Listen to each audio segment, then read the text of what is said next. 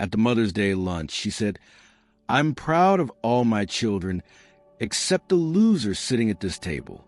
Everyone laughed. I stood up, placed a black box on the table, and said, "For you, Mom. Happy Mother's Day." Then I left, took back the luxury car I had given her. Moments later, she screamed, and when she finally opened the box, it was one of those sunny Sunday afternoons in early May when everything seemed designed to be perfect. The breeze was light, the sky clear, and Linda Thompson's backyard in suburban Connecticut looked like a page from a lifestyle magazine. Strings of white and gold bunting fluttered gently from the trees. Tables were dressed in elegant linens, and flower arrangements of peonies and roses dotted the scene. Everything was meticulously planned, as always. After all, Mother's Day was Linda's favorite holiday. Not because she particularly relished motherhood, but because it gave her a public stage to be celebrated for it. Her children had gathered, as they did every year. Jessica, the eldest, arrived in a tailored cream suit, heels clicking confidently on the stone path. Her hair was pinned back, her demeanor sharp, eyes darting over the layout as if she were assessing a courtroom. She brought wine and stories of her latest corporate win. Mark, ever the charmer, followed not long after, pulling up in his Range Rover with a new girlfriend, a model from Miami whose name Linda would promptly forget. He kissed his mother on the cheek with the same polished ease he reserved for investors. A gold watch glinted on his wrist as he handed her a bag from an upscale boutique. Emily came last among the favorites. She was a sweet one, the caregiver. In her floral dress, hair down and cheeks flushed from her overnight shift at the hospital, she hugged Linda with genuine warmth. She brought homemade lemon pie and flowers from her garden. Then there was Daniel. He arrived alone, parked down the street, and walked the rest of the way with a small, black box in his hand. No fanfare, no designer bags. He wore jeans and a blue button-up shirt. Sleeves rolled at the forearms. He greeted the others softly, a smile that didn't quite reach his eyes, and hugged his mother, who responded with a perfunctory pat on the back. Linda had always said Daniel was different. It wasn't a compliment. She never quite understood him. His choice to stay in a modest apartment in the city, his absence from social media, the way he always declined to talk about money or status. He worked as a software engineer, a coder, she would say with mild disdain. A job she neither respected nor understood, especially compared to a lawyer, a businessman, and a nurse. The lunch was served on the patio. Conversations bloomed between wine glasses and laughter. Linda beamed, basking in the spotlight, complimenting Jessica's sharpness, Mark's success, Emily's devotion. When the plates were cleared and the lemon pie half-eaten, Mark stood with his glass raised for the traditional toast. "To the best mother any of us could ever ask for," he said, grinning. "For raising 3 of the most incredible humans on the planet." Linda corrected him without hesitation, with a smile so sweet it stung. "For," she said, "even if one turned out to be, well, a little disappointing." Her eyes flicked toward Daniel. Laughter erupted around the table. Jessica shook her head in amusement. Even Emily laughed awkwardly, covering her mouth. Daniel smiled, not the kind of smile that reaches the soul, but the kind you learn to wear. He had heard jokes like this his whole life, comments laced in sugar and venom. He had been the quiet child, the one who read instead of talking, who listened more than he performed, the one who chose presence over prestige. For Linda, that was unforgivable. She leaned back in her chair, wine in hand, and added, "Don't worry, honey, we love you anyway. Every family needs a cautionary tale." Again, the laughter. Again, Daniel smiled. But something shifted. He looked at each face. His siblings, once protectors, now audience members in his humiliation. His mother, once a source of comfort, now a master of carefully disguised cruelty. And something in him, Not anger, not hurt, something more refined. Clicked into place. He stood, gently placing his napkin beside his plate. "I actually brought something," he said, voice calm, even kind. He reached into his coat pocket and set the small black box on the center of the table. No ribbon, no label, just a quiet presence that suddenly made the entire table hush. "For you, Mom," he said, eyes locked on hers. "Happy Mother's Day." And then he walked away. No dramatics, no parting words. He passed through the backyard, down the walkway, and disappeared beyond the trimmed hedges. For a few seconds, no one moved. Jessica let out a low whistle. That was dramatic. Emily reached toward the box, curious, but Linda stopped her. "Please," she said with a scoff. He probably coded it to blow glitter. Mark laughed too loud. Or it's another one of his deep messages. Remember that book of poems he made in high school? Ode to My Mother's Silence. What a riot. Emily picked up the box. It was heavier than it looked. The edges were smooth. No lock, but no obvious way to open it either. "I think there's a mechanism," she murmured, turning it slowly in her hands. Linda leaned in, eyes narrowing. Typical Daniel, trying to be mysterious, like he's in a movie or something. Jessica, ever impatient, grabbed it. "Let's just open it and get it over with." But the box wouldn't open. Not easily. And then Mark's girlfriend, still quiet since arriving, said something that shifted the atmosphere entirely. "Where's the key fob?" Everyone froze. "What?" Linda asked. "The car key fob," she said again, pointing at the glass table. "Wasn't there a keychain next to your wine glass earlier? A silver one with the Bentley logo." The silence that followed was thicker than anything spoken. Linda's eyes dropped to the table. Empty. Jessica frowned. "Wait, are you saying—" Emily stood slowly. "Mom, did Daniel give you Bentley?" Linda looked around, confused. "No, that was from Mark." Mark shook his head. "I got her the bracelet." Suddenly, no one was laughing. Linda's hand trembled slightly as she looked down at the sleek black box, still unopened in the middle of the table. Whatever was inside, it was no joke. And Daniel's words, once brushed off, now echoed in her mind with chilling clarity. "For you, Mom. Happy Mother's Day." The room inside the house was colder than usual.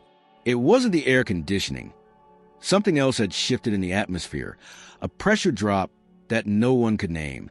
The rest of the afternoon wore a silence lined with strained attempts at normalcy. Conversations resumed, but with clipped tones. Jokes were lighter, nervous, desperate even. Linda had set the black box on the kitchen counter, away from the rest of the party, as if its very presence threatened to stain the decor she had spent days perfecting. After the guests left, some offering stiff hugs, others clearly too intrigued or unsettled by the earlier scene to say much, Linda stood by the sink, wine glass in hand, staring at the object like it might suddenly whisper answers. The Bentley key fob, what had gone missing, remained unaccounted for. Her fingers itched to pick up the box again, but she resisted.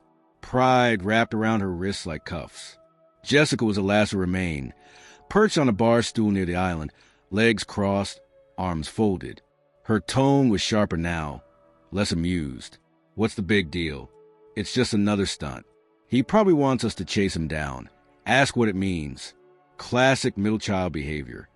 Linda's jaw tightened. Middle child or not, he should know better than to pull a stunt like that on a day meant to honor me. Jessica snorted softly. "It was always about you, wasn't it?" Linda's head snapped toward her daughter. "Excuse me." Jessica held up a hand, as if waving off the tension she herself had ignited. "Forget it. I just meant he clearly didn't want to start a fight. He left. Quietly. That's more than I can say for most people in this family." Silence bloomed between them again. Linda turned away, lips pressed into a hard line.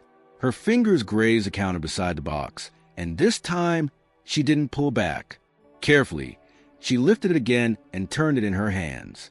No latch, no button, but when she tilted it just slightly, she heard a faint click. Jessica leaned forward. What was that? Linda didn't answer. She set it down gently, then pressed where the sound had come from. Another soft click. The top shifted ever so slightly. With a little more pressure, the lid opened. Jessica stood. Wait, don't. What if it's something? But Linda had already pulled the lid back fully. Inside was a single folded envelope, resting on top of something wrapped in dark velvet. No explosion, no glitter, just silence, even more potent than before. Linda opened the envelope first. The paper was thick, the handwriting unmistakably Daniel's, sharp, neat, distant. Mother, it began. You always taught us to measure worth in what we could show. Money, status, appearances. You used to say, nothing shines brighter than gold. I believed that once. I wanted to be gold for you. I worked hard, thinking that if I sparkled enough, you might see me. But I never shone bright enough, not compared to them. So instead of gold, I became something else. Something quieter, harder to polish, but impossible to break. She paused, the words pressing into her ribs like stones. Jessica read over her shoulder now, silent for once. I leave this with you because it never really belonged to me. You were always a keeper of appearances, the queen of curated truths. But this truth you can't ignore. Not anymore. The letter ended there. No closing. No love, Daniel. Just that final sentence, hanging like a verdict. Beneath the envelope, Linda lifted the velvet cloth. It revealed a smaller box, this one metallic, rectangular, with USB drive set into its center. And beneath that, copies of old photographs, black and white snapshots of her husband, Richard Thompson, with the children. One photo in particular stood out. Richard holding a young Daniel on his lap, pointing at something off camera, both of them laughing. Jessica pulled it closer. I don't remember this one. Linda's hand trembled as she picked up the USB. Her breath quickened. Get the laptop. They moved into the den. Jessica plugged in the drive, and a folder opened immediately, untitled, unassuming. Inside were several files, PDFs labeled Trust Documents, original, and a single audio file labeled Dad_Final for message. Linda clicked the audio first. The speakers crackled to life, and then came the voice they hadn't heard in over 10 years. Hi, sweetheart. Richard's voice said, soft but unmistakable. If you're hearing this, I guess I'm gone. I left this for Daniel, because I knew he'd be the one to keep it safe. I wanted to talk to all of you, but especially you, Linda, and to Daniel. Jessica covered her mouth. The voice continued. Daniel always saw things the rest of us didn't. He watched. He remembered. And while everyone else chased noise, he built quietly. That's character, Linda. That's integrity. You might not have seen it, but I did. He's the only one I trust with what I've left behind. Not the money, not the property. The truth. Because truth isn't something you pass down in a check. It's something you earn. Linda's vision blurred. Her hand found the edge of the desk to steady herself. I hope one day, Richard's voice concluded, you'll see him the way I did. Not for what he chose not to be, but for everything he already is. The recording ended. Jessica didn't say anything for a long time. Neither did Linda. The silence was louder than grief, sharper than guilt. They opened the PDFs next. Legal documents confirmed what the voice had said. Richard had left Daniel with power of attorney over several personal trusts, not for financial control, but to safeguard memories, photos, journals, letters. The estate had been divided long ago, but these were the things that mattered to him.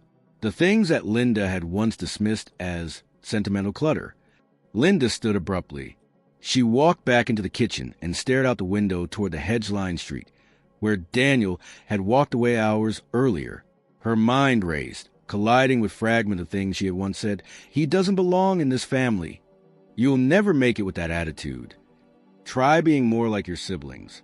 Each phrase returned now like a ghost, reminding her that silence can also wound. The box on the counter sat open, its contents exposed, but it felt heavier now than when it was sealed. The kind of weight that doesn't lift easily. Jessica stepped beside her, arms crossed tightly. Do you want me to call him? Linda didn't answer. She simply shook her head. Not yet. Maybe not ever. The man who had walked out her garden today wasn't the boy she had overlooked. He was something else now, something she didn't know how to name, and she wasn't sure if she was ready to. But she knew one thing. That small black box, plain and unremarkable, had just dismantled the illusion she had spent a lifetime curating. Not with fury, not with spectacle, just truth, and that Linda realized was the most unexpected gift of all. The following morning came slowly, dragging itself into the house like an unwelcome guest. Linda woke early, though sleep had barely touched her. She wandered through the rooms with a sense of dislocation, unsure whether what had occurred the previous day was a cruel dream or the unraveling of her own carefully edited reality. The remnants of Mother's Day gathering had already been cleared. Jessica, efficient and composed, had done most of the cleanup before leaving, but Linda's mind was cluttered with far heavier debris. The black box now rested on the dining table, open and inert, but commanded attention like a wound that wouldn't close. Linda circled it as though it might still yield another secret. Another blow. She replayed Daniel's voice in her head, not from any recording, but from the precise way he had spoken before leaving. Calm, controlled, not bitter or angry. That, somehow, had made it worse. There had been no explosion of emotion, no scene created. Just the quiet elegance of someone who had finally accepted that he no longer needed to fight for a space he had never truly been given. She sat down and picked up one of the old photographs again. Richard had been holding Daniel, not in the stiff way parents often did for pictures, but with real ease. A shared smile. Linda stared at it long enough for the details to blur. She had to remember that moment. Perhaps she hadn't taken the picture. Perhaps she had been too busy making sure Jessica's hair looked perfect or that Mark didn't scuff his shoes. The documents had been reviewed, the recording played, and still, questions lingered like mist. Not legal questions. Those were clear, but personal ones. Why had Richard chosen Daniel as the keeper of his deeper legacy? What conversations had taken place between father and son in the final months of his illness, when Linda herself had been focused on managing the estate, the finances, the optics? She had assumed Daniel had been too distant, too aloof, but now she wondered if perhaps he had simply been too deep for her to follow. Unable to bear the silence, she picked up her phone. She opened the messaging app, scrolled through her contacts, and found Daniel's name. Her thumb hovered. What could she say that wouldn't sound hollow? I'm sorry didn't feel sufficient, and let's talk felt selfish. Instead, she typed 3 words and deleted them twice before rewriting them again. Thank you, Daniel. She didn't send it. Later that afternoon, she received a call. Not from Daniel, but from her lawyer, Mr. Granger. He had received a notification from the family's digital archive, something Richard had set up before his passing. Granger explained, in his methodical tone, that certain files had only been made available upon access through Daniel's key. With Daniel's permission, those files had now been made visible to Linda as well. A secure email followed moments later, and she opened it with reluctant hands. Inside the archive were dozens of scanned pages, journal entries, handwritten letters, photographs annotated in Richard handwriting. But what caught her attention was a folder labeled to be read by Linda alone.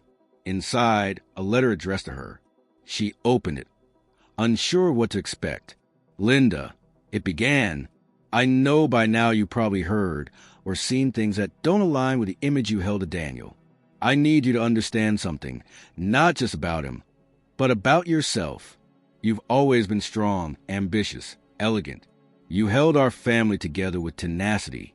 But somewhere along the way, you confused visibility with value. And in doing so, you overlooked the quiet ones, the slow burners. Daniel was never less than his siblings. He was simply harder to package. Her hand trembled again, the same way it had when the box first opened. She read on. I saw you struggle to understand him.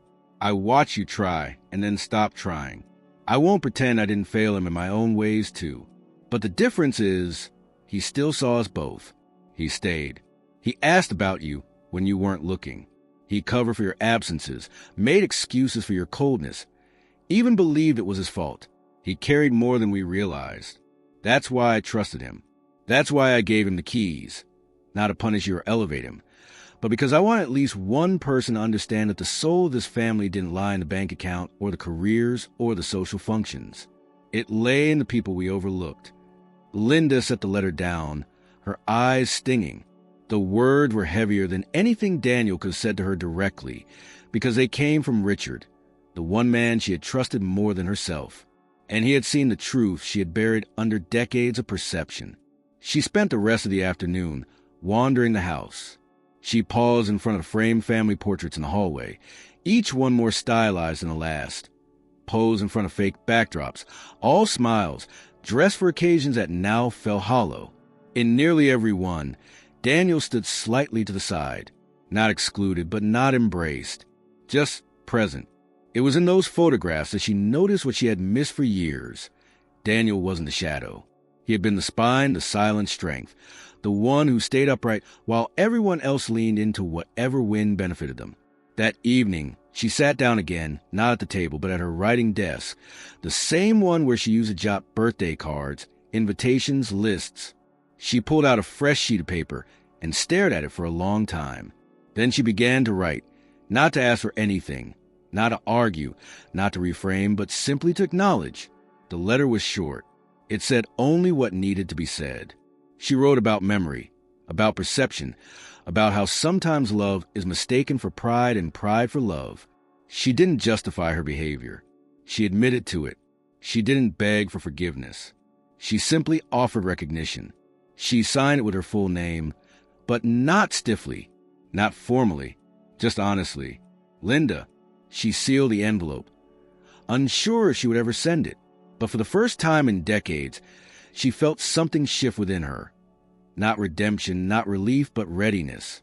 Readiness to see Daniel not as a forgotten son or the cautionary tale, but as a mirror she had been too afraid to look into. And in that quiet room, with the light beginning to fade, the black box no longer looked ominous. It looked like what it had always been, a gift wrapped not in ribbon, but in truth. The days that followed were marked not by dramatic changes or sudden gestures, but by the slow unraveling of Linda's routines. The stillness in her home had never been louder, never felt so deliberate. For the first time, silence wasn't a background element. It was the central force in the room. She began to wake earlier, not out of necessity, but because sleep refused to offer the escape it once had.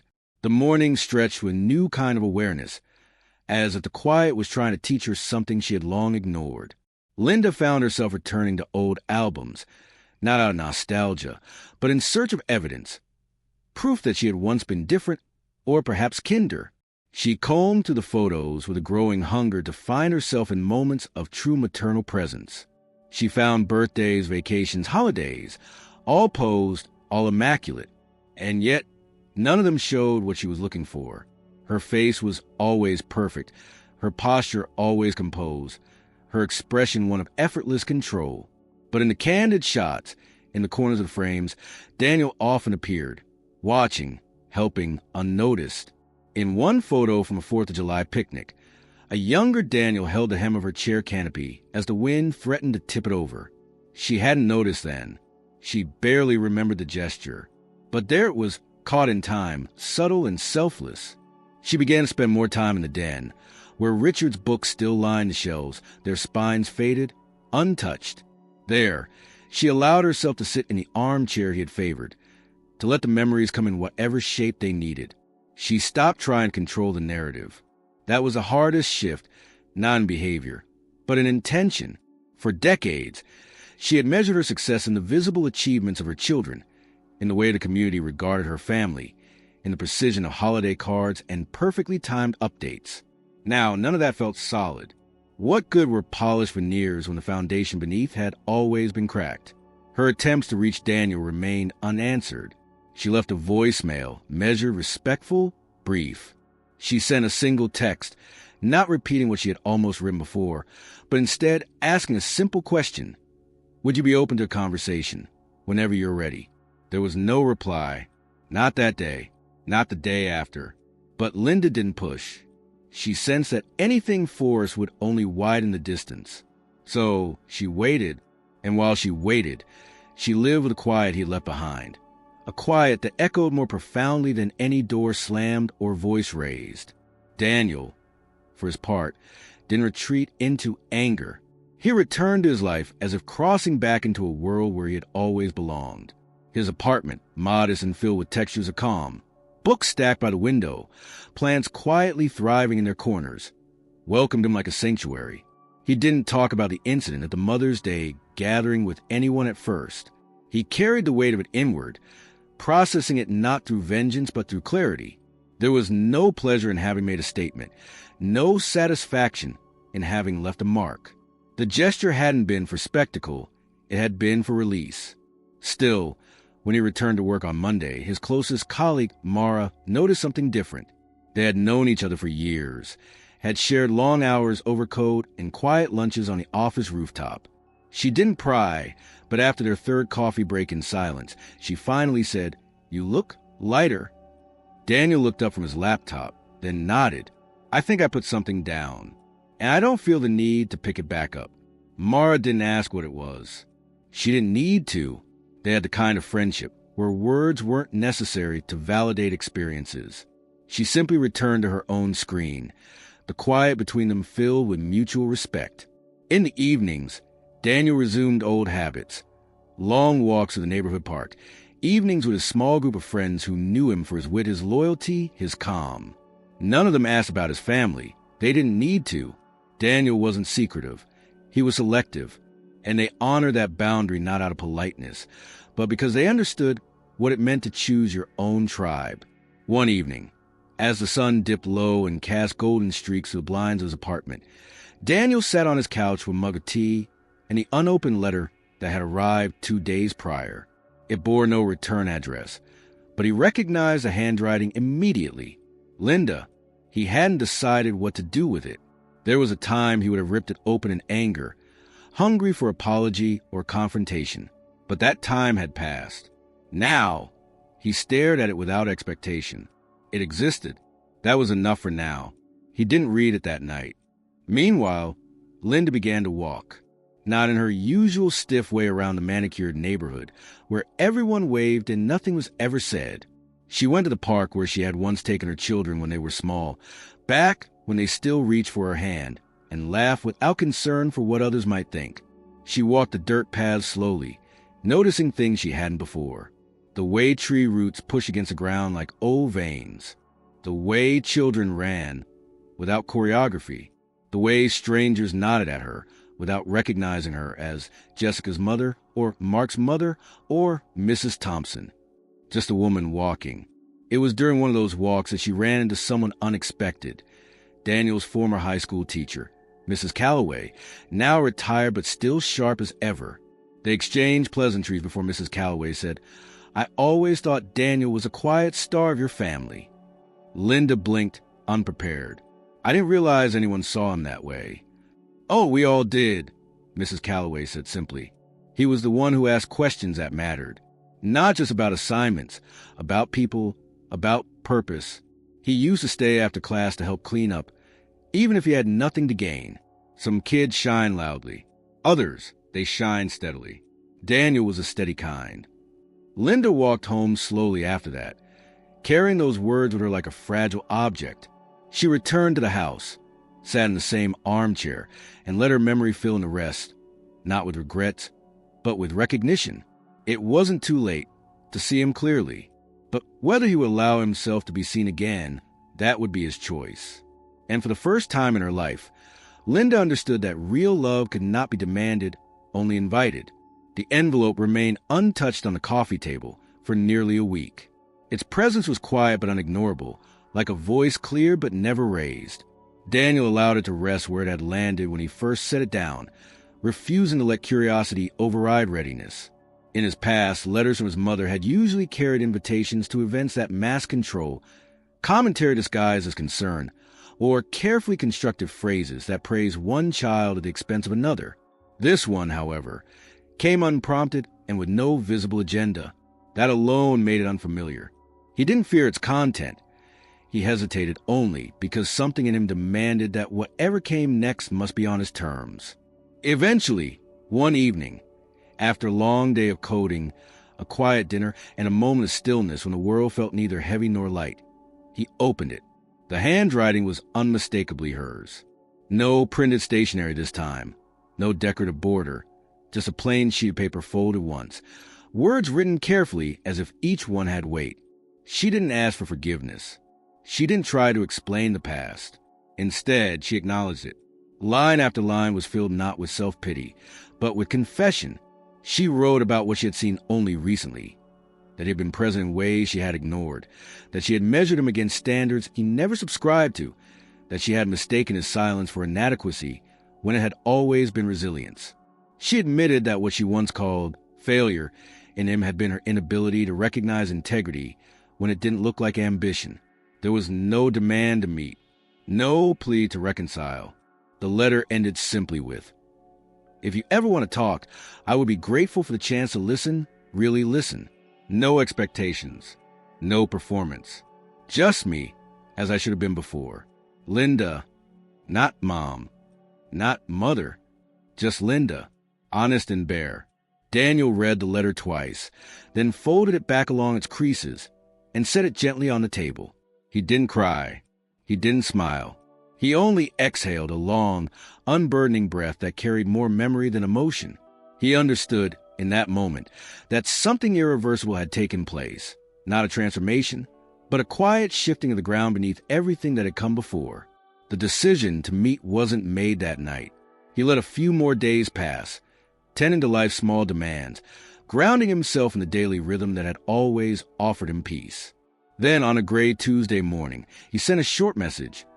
"There's a cafe near your house. Friday 11, if that still works for you." No embellishment, no emotive sign-off, just an opening offered calmly.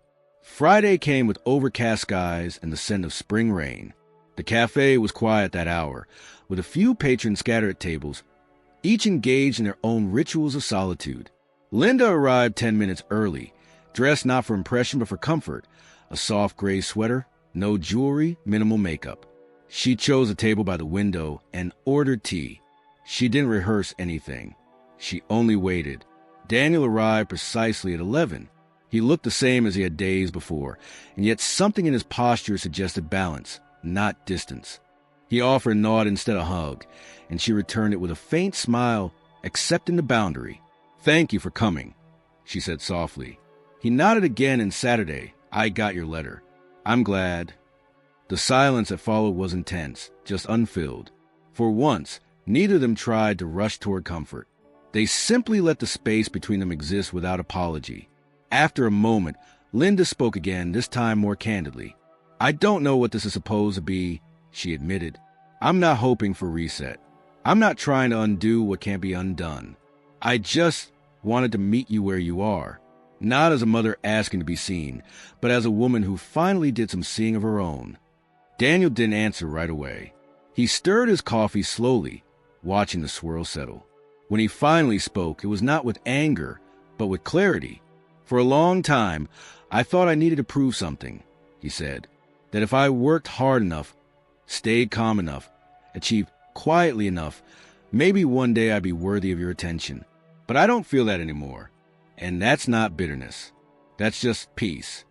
Linda listened without defense. She nodded once, absorbing the truth without needing to reshape it.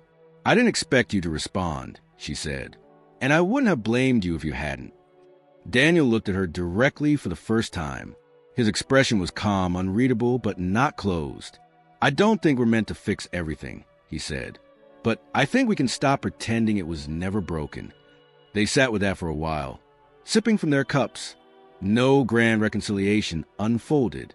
No sudden warmth bloomed. But there was a shift, subtle and real, a mutual understanding that didn't require history to be rewritten, only acknowledged. When the check came, Daniel paid it quietly, without drama. Linda didn't protest. Outside, the sky had begun to lighten, the clouds thinning. They stood together for a moment on the sidewalk, not embracing, not lingering. "I hope you're well," she said. "I am," he replied. "I hope you are too." She hesitated, then added, "Thank you for what you gave me, even if I didn't recognize it until it was almost too late." Daniel gave a faint smile, small but sincere. Sometimes the absence is a gift. And with that, he turned and walked away. not angrily, not with finality, just with quiet resolve, toward a life that no longer needed to orbit the approval he once sought. Linda stood there for a moment longer, watching him disappear into crowd, then turned and walked the other way. She didn't feel absolved, but she felt honest, and that was enough.